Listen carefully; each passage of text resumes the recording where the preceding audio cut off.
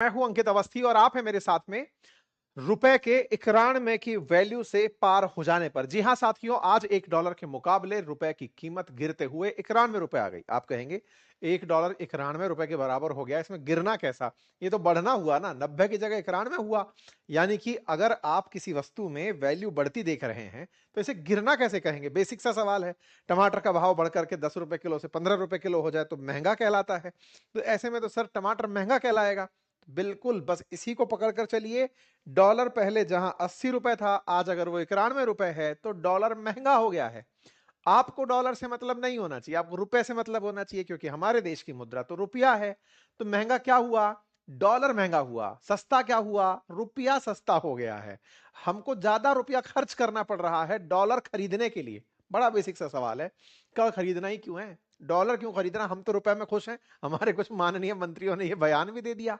अजी साहब, मैं तो किसी भी दुकान पे जाता हूं, मैं नाम नहीं लूंगा लेकिन आप देख लिए होंगे कि साहब मैं तो किसी भी दुकान पे जाता हूं, वहां तो मुझसे कोई डॉलर थोड़ी मांगता है, रुपया ही मांगता है। अब ये मंत्री महोदय का ज्ञान है, लेकिन इस ज्ञान की अर्थव्यवस्था को जरूरत नहीं है। असल जरूरत इसकी है कि देश के अंदर डॉलर बना रहे, क्योंकि अल्टीमेटली दुनिया में देश के बाहर डॉलर चलता है। दुनिया का 60% व्यापार डॉलर में चलता है। अर्थात अगर इंडिया को किसी दूसरे देश से सामान खरीदना है तो उसे डॉलर में खरीदा जाएगा। आपको माल बाहर से खरीदने के लिए रुपया में काम नहीं चलेगा। रुपया इंटरनल करेंसी है, ग्लोबल करेंसी के रूप में डॉलर स्वीकार्य है, उसको दुनिया स्वीकार करती है। आपको पेमेंट के अंदर डॉलर देना पड़ता है। बस इसी के चलते हमारा दुख यह है कि हमारे लिए डॉलर महंगा हो गया है। आसान रूप से कहूं तो साहब, हमारे लिए इतना महंगा हो गया है कि अगर अब हमें कोई बाहर से सामान खरीदना पड़ेगा जिसका पेमेंट हमें डॉलर में करना होगा, तो वह हमारे लिए और महंगा पड़ेगा। अगर ऐसा ही है तो आज के सेशन में जिक्र इस बात का कि आफ्टर ऑल सरकार कुछ कर क्यों नहीं रही है? रुपया इतना गिरा जा रहा है और सरकार कुछ कर भी सकती है कि नहीं कर सकती है? क्या डॉलर के अंदर रुपए को मजबूती से पकड़ कर नहीं बैठ सकती कि सुनो, तुम ज्यादा नहीं गिरोगे, हम तुम्हें रोक लिए हैं? अच्छा, ये होता भी है कि भाई डॉलर वर्सेस रुपए की लड़ाई चल रही है, सर रुपया गिरता जा रहा है, रोक दीजिए ना सर, इसे यहीं पर रोक दीजिए। अरे भाई बस गिरना बंद करो यार, तुम रुको। आप में से कुछ लोग सोचेंगे कि सर रुपया तो जब हमारे देश की करेंसी है तो ऐसे में तो फिर रुपए को हम ही रोक देने चाहिए। बहुत सही सोच रहे हैं। देखिए, इसके लिए दो तरह की विचारधाराएं अपनाई गई थी। एक होता है कि जब आरबीआई इंटरफेरेंस करे और कहे कि भाई डॉलर के सामने रुपए को नहीं गिरने देंगे। इस तरह की पॉलिसीज को विश्व ने दरकिनार किया। विश्व ने कहा कि नहीं, फ्री मार्केट के अंदर आप अपनी करेंसी को गिरने से नहीं रोक सकते। मुकाबले में किसके क्या खड़ा है ये तो विश्व तय करने दीजिए, मांग और सप्लाई को तय करने दीजिए। अर्थात आप अपनी तरफ से इस कीमत को बांध नहीं सकते। अगर आप इसे बांधने निकलेंगे तो विश्व आपका बायकॉट कर देगा, दुनिया आपके साथ व्यापार करने पर रोक लगा देगी। ठीक है, तो रुपए का गिरना रोका जा सकता है या नहीं? तो सरकारी प्रयास रुपए को रोकने के नहीं होने चाहिए, डॉलर को मार्केट में आसानी से आने देने के होने चाहिए। भारतीय बाजार में डॉलर आसानी से एंट्री कर जाए, यह कैसे संभव हो, इसके होने चाहिए। बोले कहना क्या चाहते हो? कहना हम यह चाहते हैं कि डॉलर सस्ता कब होगा? फिर वही टमाटर वाली बात, अगर 1 किलो टमाटर 10 का था, अब आपको 15 का खरीदना पड़ रहा है, इसका मतलब क्या है? पैसा आपके पास ज्यादा हो गया, मार्केट में टमाटर कम है, तभी तो टमाटर के साथ में रुपया महंगा, मतलब टमाटर महंगा हुआ। एग्जैक्टली exactly, अगर $1 पहले 80 का था, अब 91 का हो गया है, तो डॉलर के मुकाबले रुपए 91 तक अगर पहुंचा है, अर्थात आपको डॉलर खरीदने के लिए ज्यादा पैसा खर्च करना पड़ रहा है। आसान करें तो बात यह है कि डॉलर आपके पास कम है। आपके पास डॉलर आ ही कम रहा है, तो फिर खरीदने में तो भाव बढ़ेंगे ही, डिमांड एंड सप्लाई है। डॉलर कम आ रहा है तो आपको ज्यादा पैसा खर्च करना पड़ रहा है, क्योंकि ज्यादा लोग डॉलर चाहते हैं। क्यों? क्योंकि उन्हें विश्व से सामान खरीदना है, इंडिया को इंपोर्ट करना है अपना धंधा चलाने के लिए। फिर से सवाल बना कि अच्छा ऐसा है, तो सर डॉलर हमारे देश में कम क्यों आ रहा है? तो कम इसलिए आ रहा है क्योंकि दुनिया के देश हमारे देश में इंटरेस्ट नहीं ले रहे हैं। कौन सा इंटरेस्ट नहीं ले रहे हैं? आपको जानकर आश्चर्य होगा कि हमारे देश के अंदर जीडीपी के मुकाबले जो फॉरेन डायरेक्ट इन्वेस्टमेंट है, जिसे आप एफडीआई कहते हैं, उसकी वैल्यू अब तक के निम्नतम स्तर पर है। अगर हम कहें कि जीडीपी 100 रुपए की है, तो 0.1 रुपया कोई हमारे यहां पर आकर के निवेश करने आया है। विदेश से डॉलर भर के कोई हमारे देश में इन्वेस्ट करने ही नहीं आ रहा है। ये हालात क्यों हुए, सरकार से सवाल करने हैं। इसके साथ साथ हमारे देश में डॉलर की कमी क्यों हुई? क्योंकि हमारे देश ने इंपोर्ट करने के लिए डॉलर तो खर्च कर दिए, लेकिन जब हम एक्सपोर्ट करने जाते हैं तो एक्सपोर्ट करते समय हमारे पास एक्सपोर्ट के बदले जो पेमेंट डॉलर में मिलता है वो हमें मिल नहीं रहा है। ऐसा कौन सा देश था जो हमें नहीं दे रहा है? था उसका नाम अमेरिका। अमेरिका के साथ भारत व्यापार करके पिछले साल 40 बिलियन डॉलर कमाया था। 40 बिलियन डॉलर हमने पिछले साल अमेरिका से कमाए थे, लेकिन इस बार उन्हीं पे संकट आता दिख रहा है। क्यों? क्योंकि अमेरिका ने हम पर 50% टैरिफ लगा दिया। परिणाम यह निकला कि हम अपना सामान बेचना तो चाहते हैं, लेकिन वो अमेरिकियों को महंगा पड़ रहा है, क्योंकि अमेरिका ने अपने यहां पर उस वस्तु को महंगा दिखा दिया है। ऐसे में हमारा माल बिक नहीं रहा है, इतना नहीं बिक रहा है जितना कि 40 बिलियन हमारे पास वापस आए। अब इतना पैसा हमारे पास नहीं आएगा तो बाजार में ओवरऑल डॉलर कम पहुंचेगा, और जब बाजार में मतलब इंडियन बाजार में ओवरऑल डॉलर कम आएगा और खरीदार लाइन लगाकर खड़े हैं, यानी कि वो डिमांड कर रहे हैं कि हमें भी डॉलर चाहिए, तो वो लोग ज्यादा रुपया खर्च करने को तैयार होंगे। आसान भाषा में, डॉलर कम आ रहा है, लोग रुपया लेकर खड़े हैं कि डॉलर दे दो, क्योंकि उस डॉलर से उन्हें आगे चलकर इंपोर्ट करना है। यही कुल मिलाकर कारण है कि हमारे देश के अंदर डॉलर की मांग बढ़ रही है और उसकी वैल्यू गिर रही है। तो क्या ये एक चिंता की बात है? क्या भारत सरकार को इस पर कुछ करना चाहिए? आइए सेशन के अंदर डिस्कस करते हैं। क्योंकि आज सुबह डॉलर के मुकाबले रुपया 11:45 पर 91.14 रुपया पहुंच गया।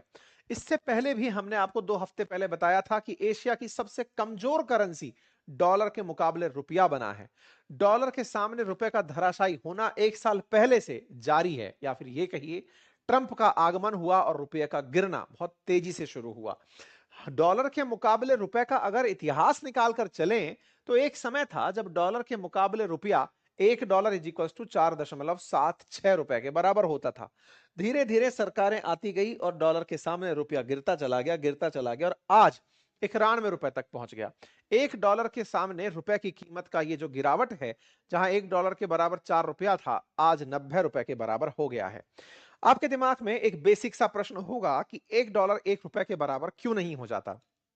इस पर मैंने एक डिटेल वीडियो किया हुआ है, जो कि आपको यहां पर आई बटन के अंदर दिख जाएगा। आप उसे क्लिक करके देख लीजिएगा। लेकिन फिर भी समझिए कि डॉलर और रुपए की लड़ाई नहीं है। असल में लड़ाई है आपके देश में कितना माल रखा है, जिसके मुकाबले आपने करेंसी जारी की हुई है। असल में ये सारी जो करेंसी, जो फिएट मुद्रा हमने जारी की है, ये वस्तुओं के अगेंस्ट जारी की गई हैं कि हमारे स्टॉक में इतना माल है, उसके अगेंस्ट हमने इतने नोट जारी कर रखे हैं।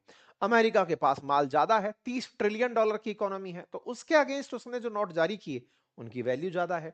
हमारे मार्केट में यानी हमारे माल में $4 ट्रिलियन का माल है, तो उसके मुकाबले जो हमने जारी किया उसका माल उतना ही कम है। तो टेक्निकली हमारी जीडीपी वर्सेस उनकी जीडीपी में एक बहुत ही बेसिक सा अंतर यह है कि हमारे रुपए से जो खरीदी जा सकने वाली वस्तुएं हैं, वो उनके डॉलर से खरीदे जा सकने वाली वस्तुओं में अंतर है, इसीलिए इनके बीच में बड़ा अंतर दिखाई देता है। अब सवाल बनता है कि सर, इस साल का क्या हाल रहा? रुपया ने कितनी ज्यादा गिरावट दर्ज कराई और कितना गिरेगा रुपया? तो साहब, आप कहेंगे ये बढ़ तो रहा है, कहला रहा है कि गिर रहा है। बिल्कुल सही कह रहे हैं। एक साल में ये 6% गिर गया। 6% गिर गया से मतलब समझिए कि जहां ₹84 था मई 2024 में, 2025 में, आज वो 91 पे खड़ा है। ₹7 गिरा है, यानी कि एक तरीके से डॉलर ₹7 महंगा हो गया है। और डॉलर का ₹7 महंगा होना ये एक बड़ा नंबर है। और अगर हम एक साल की बात करें तो 85.5 से लेकर के ये साल की शुरुआत में जहां 85.5 पर था, अब 91 पर पहुंच गया है साल के अंत तक होते होते। तो ये लगभग 6% की गिरावट दर्ज किया है। रुपए का इतना गिरते हुए ऑल टाइम लो हो जाना, क्योंकि अभी तक डॉलर के सामने रुपया इतना ज्यादा नहीं गिरा था कि उसके अंदर पूरे की पूरे क्रमांक नीचे आए। डॉलर के मुकाबले हम चर्चा करते हैं क्योंकि डॉलर में व्यापार होता है, बल्कि डॉलर के मुकाबले भारतीय रुपया यूरो के सामने भी गिरा है और करेंसीज के सामने भी गिरा है, लेकिन डॉलर हम लोग ट्रेड करते हैं, इसलिए हम उस पर बात कर रहे हैं। ठीक है साहब। सवाल बनता है, सर डॉलर में ही व्यापार क्यों करते हैं? हम यूरो में क्यों नहीं कर लेते? हम पाउंड में क्यों नहीं कर लेते? हम रेनमिंबी में, युआन में, इनमें क्यों नहीं कर लेते? और तो और हम रुपए में क्यों नहीं कर लेते? क्योंकि दुनिया भर के देश अमेरिका को सबसे स्थापित और स्टेबल इकोनॉमी मानते हैं और उसका सिक्का चलता है। मतलब ये समझिए, जिसकी इकोनॉमी सबसे ज्यादा स्टेबल, उसका माना जाएगा भाई इसकी तूती बोलती है, इसका सिक्का चलता है। तो अमेरिका की सेंट्रल बैंक 57 से 60% करेंसी अपने पास रिजर्व रखते हैं। दुनिया के अंदर जितनी भी सेंट्रल बैंक है ना, जैसे अपने यहाँ आरबीआई है, किसी और देश की कोई और बैंक होगी, उनके पास में जो कुल पैसा रखा है उसका 60% डॉलर में रखा हुआ है। दुनिया का 39% जो कर्ज है वो डॉलर में है। दुनिया का करीब 60% व्यापार डॉलर में है। इसलिए सारा खेला डॉलर में हो रहा है। सर हमारा डॉलर के सामने रुपया गिरता क्यों जा रहा है? बेसिक रीजन तो मैंने बता ही दिया था कि डॉलर आ ही नहीं रहे हैं।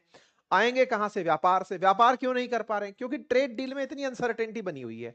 क्यों बनी हुई है? क्योंकि तय ही नहीं हो पा रही है ट्रेड डील। ट्रेड डील के होने के लिए, अमेरिका यूएस की ट्रेड डील होने के लिए पिछले 6 महीने से खबरें चल रही हैं, अब हो जाएगी, अब हो जाएगी। जैसे जून की खबर है ट्रेड डील हो जाएगी, इसके बाद में अक्टूबर की खबर है ट्रेड डील हो जाएगी, फिर नवंबर की खबर है ट्रेड डील हो जाएगी, दिसंबर की खबर है ट्रेड डील हो जाएगी, और अब खबर है कि मार्च तक हो जाएगी। तो भाई 1 साल तो ट्रेड डील हो जाएगी में चला जा रहा है। इससे क्या है, निवेशकों के अंदर धैर्य टूट रहा है। सोच रहे थे डॉलर आएगा तो माल खरीदने का पेमेंट करेंगे, आ ही नहीं रहा है तो जितना है उसको खरीदो, उसमें पैसा खर्च हो रहा है। ठीक है, इससे क्या हो रहा है कि सारा की सारा मामला हमारा गड़बड़ा रहा है। अब ऐसा क्यों हो रहा है, ट्रेड डील क्यों नहीं हो रही? काफी सारी चीजें हैं। अमेरिका के साथ में टैरिफ का मामला अचानक उन्होंने बढ़ाकर 50% कर दिया कि रूस से तेल क्यों खरीदते हो। अब हम कैसे ट्रेड डील करें? 25% पर ट्रेड डील करने गए थे, वो बढ़ा के 50% कर दिया। दूसरा, अमेरिका को फर्क नहीं पड़ रहा ना इंडिया के साथ ट्रेड डील हुई कि नहीं, लेकिन हमारे तो बहुत सारा फर्क पड़ गया, क्योंकि वो 30 ट्रिलियन पर बैठे, हम 3-4 ट्रिलियन डॉलर पर बैठे हुए हैं। 10 टाइम्स का फर्क है, तो बहुत ज्यादा फर्क हमको नहीं, उनको नहीं, हमको पड़ गया। दूसरा, कुछ चीजों को लेकर अमेरिका के साथ हमारी बन नहीं रही है। वो एग्रीकल्चर सेक्टर के अंदर डील चाहता है, हम कर नहीं सकते, हमारे यहाँ किसान आंदोलन फिर शुरू हो जाएंगे। दूसरा, अमेरिका चाहता है कि मैंने कहा वो सही है, ये बात मान लो। मैंने कहा तुम्हारा युद्ध रुकवाया, हमने कहा नहीं सर नहीं रुकवाया आपने। तो हम अपने आप को चाहते हैं कि स्वतंत्र दिखें, अमेरिका कहता है कि नहीं जो मैंने कहा है वो कर लो। तो हम अपनी स्वतंत्रता की कीमत चुका रहे हैं, हम अपनी संप्रभुता की कीमत चुका रहे हैं। तो क्या हमारे नेगोशिएशन के रास्ते बंद हो गए? नहीं, चल रहे हैं। उम्मीदें की जा रही हैं कि बातचीत का द्वार तो खुला ही रहता है, तो बोले मार्च तक हो जाएगा, ऐसा फिलहाल के लिए चल रहा है। दूसरा क्या हो रहा है ना, विश्व के देश जब भारत में अमेरिकी डॉलर नहीं आ रहे तो उन्हें डर लग रहा है कि विदेशी निवेशक रुकेगा कि नहीं रुकेगा। ऐसे में क्या हो रहा है कि जो फॉरेन इन्वेस्टर्स है, जो इंस्टीट्यूशनल इन्वेस्टर्स अपने शेयर बाजार में पैसा लगाता है, वो पैसा निकालने पर लग गया। आप सोचिए कि उसने इस दिसंबर महीने में 1 क्या बोलते हैं, 2 बिलियन डॉलर उसने बाहर निकाल लिया इस दिसंबर महीने में। कुल मिलाकर के अब तक 18 बिलियन डॉलर भारतीय बाजार से निवेशक निकाल कर ले गया है। विदेशी निवेशक 18.4 बिलियन डॉलर निकाल कर ले गया। इससे मतलब क्या निकला, यानी कि फॉरेन इन्वेस्टर जो है ना, उसको हमारे बाजार पर इंटरेस्ट नहीं आ रहा, उसको डर लग रहा है कि ये लोग पता नहीं कब तक डील करेंगे। तो ऐसे में अब विदेशी निवेशकों को हमारे देश में इंटरेस्ट कम आ रहा है, तो फिर यहां से पैसा निकालने का इंटरेस्ट ले रहे हैं। साथ ही साथ जो तेल और सोने की कंपनियां हैं, वो अपने यहां पर हेजिंग डॉलर में करके चल रही हैं। उन्हें लग रहा है कि तेल की कीमतें गिर जाएंगी, तो एक काम करो, जितनी गिरेंगी उतने के मुकाबले में डॉलर में इन्वेस्टमेंट कर दो। तो ये कुछ ऐसी चीजें हैं जिनके चलते गोल्ड रेट्स के अंदर, मतलब जिनके चलते डॉलर की कीमतों में कमी आ रही है। साथ ही साथ गोल्ड रेट जो है ना, उसके अंदर भी परिवर्तन देखने को मिल रहा है, क्योंकि गोल्ड में लोग निवेश ज्यादा कर रहे हैं। और गोल्ड चूंकि हम इंपोर्ट करते हैं, तो इंपोर्ट करने की वजह से हमारा बहुत सारा पैसा डॉलर के रूप में चला जाता है, क्योंकि गोल्ड खरीदने के लिए आपको सब्जी मंडी की तरह देश के अंदर से नहीं खरीदना है, बाहर से खरीदना है। उसके लिए पेमेंट डॉलर में हो रहे हैं, तो वो पेमेंट करने में फिर दिक्कतें आ रही हैं। ठीक है, अच्छा, इसके अलावा अगर आप देखें तो विदेशी निवेशक हमारे यहाँ डॉलर डालने आ नहीं रहा है। हालत यह है कि एक समय पर हमारे देश में जहां हमारी जीडीपी का 1.9% विदेशी निवेशक आया हुआ था पैसा खर्च करने, डॉलर देने, आज वो 0.02% है। हमारी जीडीपी के मुकाबले अगर 100 रुपए की जीडीपी है तो 2 पैसा हमारे देश में लगाने आ रहा है। इतना कम विदेशी निवेशक हमारे देश में निवेश करने आ रहा है। इसके पीछे बहुत से कारण हो सकते हैं। सरकार के द्वारा ऐसी बहुत सी बाधाएं हो सकती हैं जिनको वो नहीं पाता, या पॉलिटिकल इंस्टेबिलिटी हो सकती है, या फिर कंपिटिटिव मार्केट किसी और देश का उसे अच्छा लग सकता है। और सबसे बड़ी बात जो हो सकती है वो ये हो सकती है कि भाई उसे हमारे देश में ऐसी कोई कंपनी ही ना दिख रही हो जिसमें उसे लगता हो कि निवेश करना चाहिए ताकि उसका पैसा बढ़ सके। अब बात करें इन सारी बातों की, तो सवाल ये देखो, भारत तो ऑलरेडी बहुत अच्छी ग्रोथ के साथ आगे बढ़ रहा है। 8% की ग्रोथ रेट हमने डोमेस्टिक रूप से अर्जित की है। मतलब कंपनियां तो बढ़िया परफॉर्म कर रही हैं। सारा लेकर देखा जो पड़ा हुआ है वो अमेरिका के सामने भारत की इमेज का पड़ा हुआ है। तो अमेरिका के साथ में जब भी कोई देश अटकता है तो उसके यहां पर ये सारी की सारी दिक्कतें आती हैं जो अपन देख रहे हैं। आज जो ईरान का हाल आप देखते हैं, वेनेजुएला का जो हाल देखते हैं, वो अमेरिका के साथ हुई राइवलरी का ही परिणाम है, जिसके चलते ईरान की करेंसी इतनी डिवेल्युएट हो गई कि उन्हें अपनी करेंसी बदलनी पड़ी। वेनेजुएला में बोरा भर करके लोग सामान खरीदने जाते हैं। भारत के हालात ऐसे नहीं है, क्योंकि भारत सरकार ऑलरेडी नेगोशिएशन में लगी हुई है। लेकिन हाँ, ये जरूर है कि रुपए के अंदर आई गिरावट से हमें नुकसान होगा, क्योंकि हमारे देश में इंपोर्ट महंगे होंगे। तेल और सोने की कीमतें महंगी होंगी, महंगाई बढ़ सकती है, विदेश में पढ़ना लिखना महंगा हो सकता है, विदेश घूमना निवेश महंगा हो सकता है। ये तमाम चीजें हमारे देश में नकारात्मक असर डाल सकती हैं। सरकार क्या कर सकती है? देखिए, सेक्टोरल तरीके से अगर हम बताएं तो हमारे electronics, chemical, machinery, food, petrol, metal, transport, textile, jam और लेदर, ये वो तमाम डिपार्टमेंट हैं जिनमें इंपोर्ट बहुत ज्यादा होता है। इंपोर्ट ज्यादा होता है तो इंपोर्ट के बिल महंगे हो जाएंगे। ऐसे में हमारे यहां पर इंपोर्ट का परसेंटेज बढ़ने से प्रभावित ज्यादा होने लगेंगे, क्योंकि रुपये का डेप्रिसिएशन इन्हें प्रभावित करने लगता है। एक्सपोर्ट कम और इंपोर्ट ज्यादा होने से ये प्रभावित क्षेत्र होने लगते हैं। हमारे देश के अंदर भारत सरकार से क्या अपेक्षा की जा सकती है कि साहब आप आरबीआई को बोल करके इस गिरते रुपए को रोक दीजिए ना। ऐसा रोकते ही विदेशी निवेशक जो और आना चाहता है वो दूर भाग जाएगा, इसलिए वो उसको नहीं कर सकते। तो हम सरकार से क्या अपेक्षा कर सकते हैं? यही कि आप किसी भी तरीके से डॉलर की खरीद सुनिश्चित करवाइए या एक्सपोर्ट बढ़ाइए। एक्सपोर्ट बढ़ाएंगे तो आपके पास में पैसा भर भर के आएगा।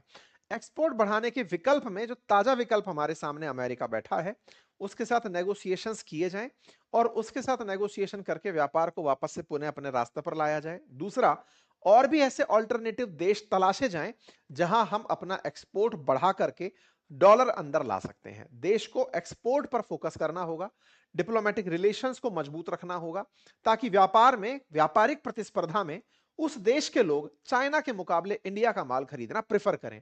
ये सारे प्रयास एक दिन में तो नहीं होते, लेकिन इसे करना बड़ी मजबूती से होगा। फिलहाल के लिए इतना ही। जानकारी पसंद आई हो तो साथियों से साझा करें, चैनल पर नए हैं तो सब्सक्राइब कर लें। बाकी आप लोग इस विषय पर क्या सोचते हैं, अपनी राय जरूर बताएं। साथ ही साथ इन्वेस्टमेंट से संबंधित नॉलेज के लिए बातें बाजार की एप्लीकेशन को भी आप यूज कर सकते हैं। वहां पर म्यूचुअल फंड्स और इन स्टॉक मार्केट से रिलेटेड कोर्सेज उपलब्ध हैं, आप जाकर उसे एक्सेस कर सकते हैं। Thank you so much.